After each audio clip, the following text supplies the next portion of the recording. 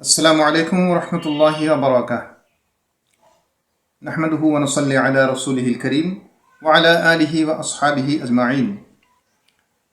সম্মানিত দর্শক মণ্ডলী, রমজান মাস শুরু হয়েছে। আমরা অনেকেই আমাদের বিভিন্ন আমল করার ব্যাপারে যথেষ্ট সচেতন আছি। চেষ্টা করছি রমজান মাসকে সাফল্যমণ্ডিত করতে। রমজান মাস যেন আমাদের জন্য কল্যাণ বয়ে আনে, সবার জন্যই। এই চেষ্টা আমরা কম বেশি সবাই করি, কিন্তু কয়েকটা বিষয় যদি আমরা একটু খেয়াল রাখি, আমাদের এই রমজান মাসটা আরও বেশি সফলভাবে আমরা অতিবাহিত করতে পারবো ইনশাআল্লাহ। তার মধ্যে একটা হচ্ছে অবসর। দর্শক মণ্ডলী, অবসর হচ্ছে এমন একটা সময় যে সময় বান্দাকে শয়তান সবচেয়ে বেশি প্রভাবিত করে। ইংরেজিতে একটা কথা আছে না, an idol brain is the Devil's workshop. অলস মস্তিষ্ক শয়তানের কারখানা। তো যদিও রমজান মাসে শয়তানকে শিকলাবদ্ধ করা হয়, বন্দি করে রাখা হয়, কিন্তু আমাদের অভ্যাসগুলো তো আর যায় না। আমরা রমজানের আগে যে অভ্যাসগুলো করেছি শয়তানের প্রভাবে, এই সোশ্যাল মিডিয়াতে সময় কাটানো, বন্ধুদের সাথে আড্ডা দেয়া, ঘুমিয়ে ঘুমিয়ে সময় কাটানো, অবসর সময়টাকে আমরা বিভিন্নভাবে নষ্ট করি। তো রমজান মাসেও যদি আমরা এইভাবে অবসর সময়গুলোকে নষ্ট করি, কোনো আমল না করে, কোনো গুরুত্বপূর্ণ কাজ না করে কাটিয়ে দিই, তাহলে এটা হবে আমাদের জন্য বড় একটা দুর্ভাগ্যের বিষয়। দেখুন, আল্লাহ রব্বুল আলামিন রমজানের জন্য কিন্তু প্রস্তুতি নিয়ে রেখেছেন। আল্লাহ নিজে প্রস্তুতি নিয়ে রেখেছেন।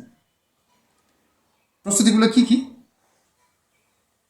আমরা সবাই জানি, কিন্তু বিষয়গুলো তিনি জান্নাতের সমস্ত দরজাগুলো খুলে দিয়ে রেখেছেন। জাহান্নামের সমস্ত দরজা তিনি বন্ধ করে দিয়েছেন। বান্দার নেক আমলের প্রতিদান কিন্তু বহুগুণ তিনি বাড়িয়ে দিয়েছেন রমজানের মধ্যে। প্রত্যেকটা নফল আমল এক একটা ফরজ আমলের সমান গুরুত্ব পাচ্ছে। এক একটা ফরজ আমল 70 গুণ বেশি প্রতিদান বয়ে আনছে। আবার এই রমজানের প্রতি রাতে আল্লাহ কিন্তু অসংখ্য বান্দাকে জাহান্নাম থেকে মুক্তি দিচ্ছেন। জাহান্নামের উপযুক্ত বহু বান্দাকে আল্লাহ মাফ করে দিচ্ছেন। তো এই যে আল্লাহর প্রস্তুতি, এই প্রস্তুতির বিপরীতে আমরা কি করছি? আমরা যদি আমাদের সময়গুলোকে নষ্ট করি, সময়গুলোকে অযথা ঘুমিয়ে কিংবা আড্ডা দিয়ে কিংবা সোশ্যাল মিডিয়াতে ব্যয় করি, তাহলে কিন্তু আমরা বড় হতভাগা হয়ে যাব। আমরা আসলে রমজানকে পরিপূর্ণভাবে ব্যবহার করতে পারলাম না। এটা আমাদের জন্য বড় একটা দুর্ভাগ্য। এই জন্য সম্ভবত রাসূল সাল্লাল্লাহু আলাইহি ওয়াসাল্লাম এক হাদিসে কিন্তু খুব কড়া একটা সাবধানবাণী বলেছেন। তিনি বলেছেন, যে ব্যক্তি রমজান মাস পেল কিন্তু নিজেকে মাফ করাতে পারল না, যে ব্যক্তি রমজান মাস পেল কিন্তু নিজেকে মাফ করাতে পারল না, সে ব্যক্তি ধ্বংস হোক। শুধু তাই না, রাসূল সাল্লাল্লাহু আলাইহি ওয়াসাল্লাম এই কথা বলেছেন, তার সাথে জিবরিল আলাইহিস সালাম তিনি আমিন বলেছেন। অর্থাৎ আল্লাহর পক্ষ থেকে কথাটা এসছে, আল্লাহর রাসূল কথাটা বলছেন, ফেরেশতাদের সর্দার সেটা আমিন বলেছে। বিষয়টা কত গুরুত্বপূর্ণ বুঝে দেখি। কাজেই এই রমজানে অবসর সময়ের ব্যাপারে সবচেয়ে বেশি সাবধান থাকতে হবে আমাদেরকে। আমরা আমাদের অবসর সময়গুলোকে যেন নষ্ট না করি। কখন অবসর পাই একটু খেয়াল করে দেখি। আমরা তো এমনিতে বিভিন্ন কাজের ফাঁকে একটু একটু করে সময় পাই, অবসর পাই। এছাড়াও অনেকেই দুপুরবেলা ঘুমিয়ে ঘুমিয়ে কাটিয়ে দিই। বিশেষ করে আসরের নামাজের পর, বা আর একটু স্পেসিফিক্যালি বলতে গেলে ইফতারের আগে, এই সময়টা মোটামুটি একটা অবসর।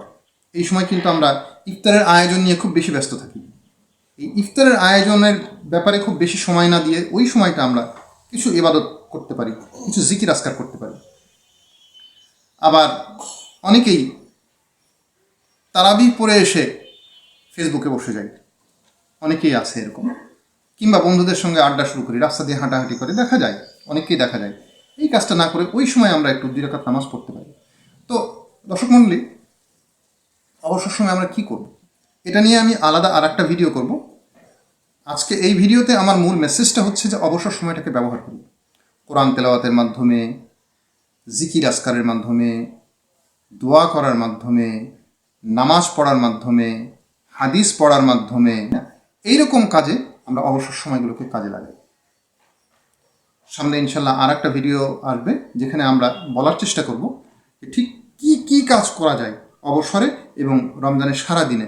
ছোট ছোট ছোট ছোট অনেক গুরুত্বপূর্ণ আমল আছে যেগুলো আমাদের জন্য অনেক সওয়াব বয়ে আনে, আমাদের মান সম্মান বাড়িয়ে দেয় আল্লাহর কাছে, আমাদের গ্রহণযোগ্যতা বাড়িয়ে দেয়, রমজানের রোজাকে আরও শক্তিশালী করে। আসুন আমরা রমজানের অবসর সময়গুলোকে কাজে লাগাই, হেলায় নষ্ট না করি। আল্লাহ আমাদেরকে বুঝার তৌফিক দিন। আখিরু দাওয়ানা আলহামদুলিল্লাহি রাব্বিল আলামিন। আসসালামু আলাইকুম ওয়া রাহমাতুল্লাহি ওয়া বারাকাতুহু।